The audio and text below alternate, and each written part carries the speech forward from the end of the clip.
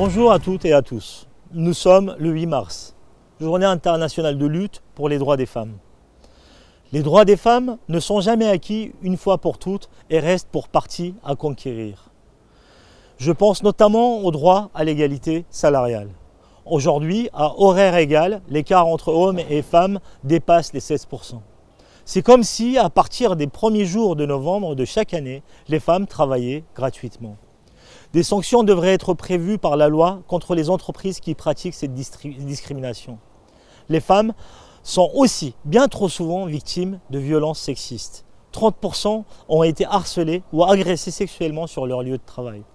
Il y a 160 000 appels à la police par an pour violences conjugales. Tous ces actes doivent être dénoncés, mais surtout sanctionnés.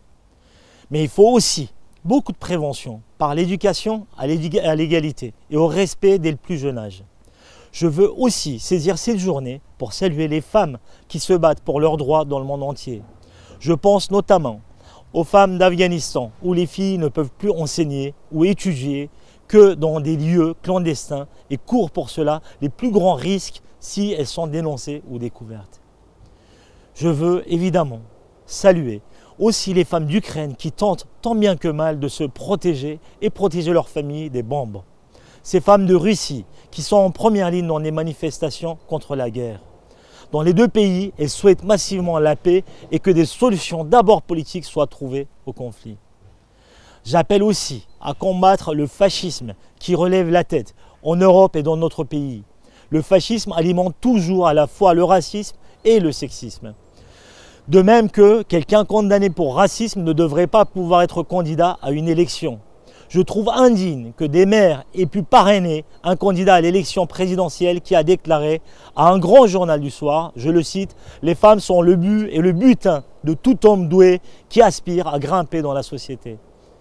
Dans le même temps, les luttes féministes pour l'émancipation continuent de porter leurs revendications fortes, avec parfois de nouvelles avancées. Par exemple, la loi qui vient d'allonger le mois dernier le délégué légal de l'IVG de 12 à 14 semaines.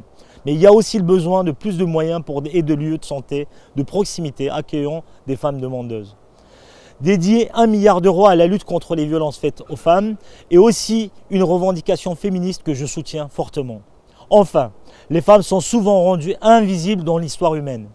C'est ce dont témoignent par exemple les noms des rues. Bonneuil ne fait pas exception à la société et à l'histoire. J'ai donc une annonce solennelle à vous faire en ce 8 mars. Un engagement que je prends devant vous toutes et tous. Je vais proposer au conseil municipal de donner 60 noms de femmes à des rues, des équipements, des espaces publics. Et je veux faire en sorte que dans un an, le 8 mars 2023, nous refassions le point lors d'un conseil municipal extraordinaire qui acte une avancée très significative vers cet objectif. J'ai conscience que c'est un choix ambitieux.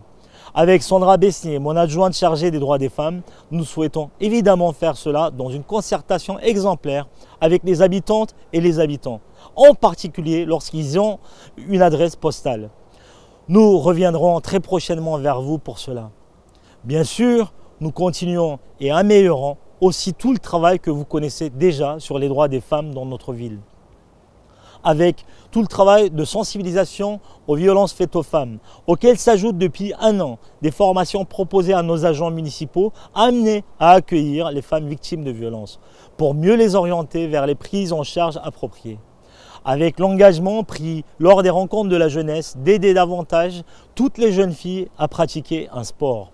Avec, d'ici l'été, la mise en place d'un travail de sensibilisation et d'accompagnement sur la précarité menstruelle. Avec des ateliers d'expression en lien avec les associations de solidarité autour des expositions au centre d'art. Nous allons aussi mettre en place, ce mois-ci et au mois d'avril, une initiation à la pratique du vélo en ville.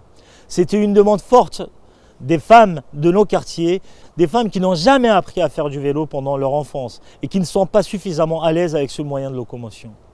J'espère qu'elles vont d'autant plus en profiter que le mois dernier, Bonneuil-sur-Marne a été déclarée la ville la plus cyclable de toute l'agglomération parisienne. Voilà les quelques mots que je voulais vous dire à l'occasion de ce 8 mars. Je vous invite à participer à tout ce que nous organisons cette semaine au Centre d'Art, à la salle Gérard Philippe ou encore à l'espace intergénérationnel Louise Wolkel.